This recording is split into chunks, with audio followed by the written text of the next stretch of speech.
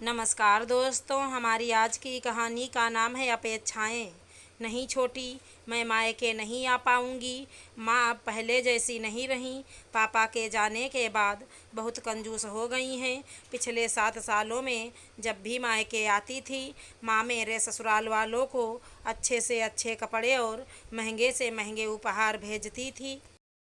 लेकिन पिछली बार माँ ने बस मुझे एक साड़ी और चिंटू को कपड़े, तेरे जीजा जी के लिए भी कपड़े नहीं दिए। यहाँ सब बहुत नाराज़ हुए मुझ पर। तेरे जीजा जी ने तो यहाँ तक कह दिया कि अब उनकी हैसियत नहीं रही बेटियों को घर बुलाने की। अब तू ही बता, मैं इन सबको नाराज़ करके मायके कैसे जाऊँ। दीदी, आप ये कैसी बात कर रही हो। माँ कब से आपकी और चिंटू के आने की राह देख रही हैं। चिंटू की गर्मियों की छुट्टियों में ही तो हम दोनों बहनें मायके में मिल पाते हैं। रही बात उपहारों की, तो आप अच्छे से जानती हो अब घर के हालात पहले जैसे नहीं रहे। इतने साल तो आपके ससुराल वालों को भर भर कर दिया है, अब तो उन्हें भी समझना चाहिए। तू नहीं समझेगी छोटी। एक तो तेरा प्रेम विवाह, ऊपर से तू अपने सास ससुर के साथ भी नहीं रहती। तू नहीं जानती ससुराल में बहू के मायके से कितनी अपेक्षाएं होती हैं। दीदी, आपका ससुराल पहले से ही बहुत अधिक संपन्न है और ईश्वर की कृपा से जीजू भी बहुत अच्छा कमाते हैं। लेकिन पापा के जाने के बाद अभी तक भाई को उनकी जगह पोस्टिंग नहीं मिली है। ऐसे में माँ के लिए घर का खर्चा चलाना भी मुश्किल हो रहा है। हमें माँ की मदद करनी चाहिए, ना कि उन पर बोझ बनना चाहिए। अच्छा छोटी, अभी फ़ोन रख। चिंटू के स्कूल से आने का समय हो रहा है। मैं बाद में फ्री होकर तुझसे बात करती हूँ। ठीक है दीदी, जैसा आप सही समझो। प्राची और सृष्टि दोनों ही बहनें तो हैं, लेकिन स्वभाव में पूरी तरह से अलग। सबसे बड़ी बेटी होने के कारण बहुत अधिक नाजों से पली बढ़ी प्राची को अपनी मनमर्जी ही पसंद आती है। वहीं सबसे छोटी सृष्टि व्यवहार कुशल और मितव्ययी है। दोनों के बीच में है इनका भाई रोहित। जिंदगी बहुत अच्छी चल रही थी, लेकिन कहते हैं ना, वक्त बदलते देर नहीं लगती। एक दिन एक एक्सीडेंट ने इस परिवार का भी वक्त बदल दिया। इनके पापा जी की अचानक ही चले जाने से सब कुछ बिखर गया। जमा पूंजी थी, आखिर कब तक काम आएगी। रोहित को अपनी मेडिकल की पढ़ाई बीच में ही छोड़नी पड़ी और वो पिता की जगह सरकारी नौकरी के लिए बस दफ्तरों के चक्कर काट रहा है। प्राची ने छोटी को मायके जाने के लिए मना तो कर दिया, लेकिन मन कहाँ मान पाता है। ना चाहते हुए भी उसका मन उन्हीं गलियारों में घूमने चला जाता है। लेकिन सासू माँ के ताने और जलती निगाहें उसके फड़फड़ाते पंखों को भस्म करने पर उतारू थे। अपने मन से सारे विचारों को परे झटक कर वो जल्दी से रोटियां बनाने लगी, और जब सासू माँ को खाने के लिए बुलाने गई तो कदम दरवाजे पर ही ठिठक गए। अरे, अब उन कंगालों के यहाँ क्या जाएगी।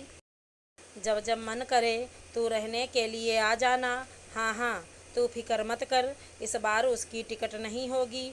तू उसकी वापसी का कोई इंतज़ार मत करना।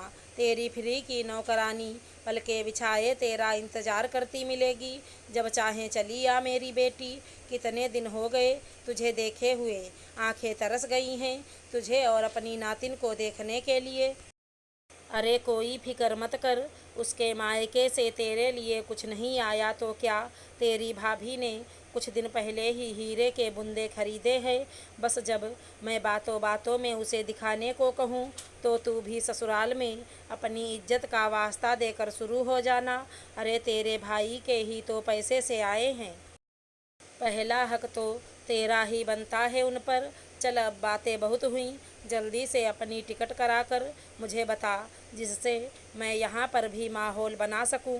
अब रखती हूँ, खाने का समय हो गया है।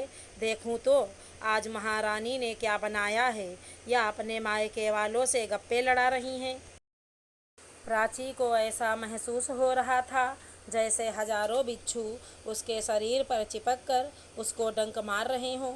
जिन लोगों की चिंता में वह अपने भाई बहन और माँ का दिल दुखा रही थी, उनके लिए सिर्फ फ्री की नौकरानी है। उसकी आंखों के सामने अपनी माँ का उदास और सूना चेहरा घूम गया।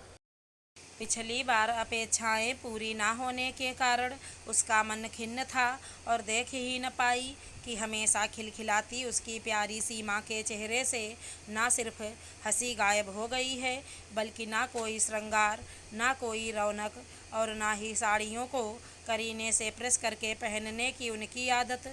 सभी कुछ तो बदल चुका है। देख तो सब कुछ रही थी, लेकिन जानकर भी अनजान बनी हुई थी। सिर्फ कुछ कपड़ों उपहारों की लालसा में एक बेटी इतना नीचे कैसे गिर गई। आज उसका अंतर मन उसे कचोट रहा था। जिस घर में वो खुद को समर्पित करके अपना हर एक पल अपने परिवार को सौंप चुकी थी, उसी घर में उसके खिलाफ खेल चल रहा था। इससे ज़्यादा आईना देखने की उसे ज़रूरत ना थी। खुद काजे पर खटखटाकर सासू माँ को खाना खाने के लिए पुकारा और उनकी प्लेट डाइनिंग टेबल पर लगाकर कैसरोल में रोटियां रखकर अपने कमरे में चली गई।